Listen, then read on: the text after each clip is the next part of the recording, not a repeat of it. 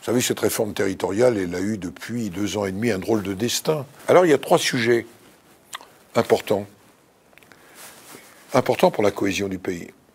La politique de l'emploi. Est-ce depuis 20 ans un si grand succès que ça?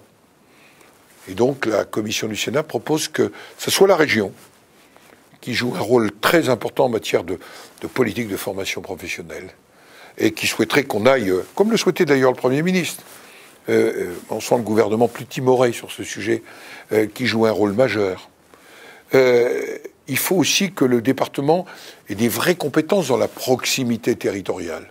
Proximité sociale, naturellement. Est-ce que vous imaginez, dans une région dont le chef-lieu est Bordeaux, qui s'occupera de la politique de la protection de l'enfance dans la Creuse à la Souterraine? C'est la même région demain, si ce n'est un département qui est en proximité sociale. Mais, par exemple, si nous sommes d'accord sur la compétence pour les collèges des départements, c'est nous qui avons proposé au gouvernement, qui nous a dit son accord. Les collèges, compétences départementales. Mais sur les routes, qui n'est pas un point d'accord aujourd'hui, nous disons au département, le département, c'est le lieu de la proximité. Voilà pourquoi la compétence routière, qui ne veut pas dire qu'il ne faut peut-être pas classer certaines grandes routes en compétences régionales. Et vous voyez, nous avons 2 rapporteurs, Jean-Jacques Hyest et René Van Dierendonck. Un est UMP, l'autre est socialiste. Et ils sont d'accord sur ces propositions.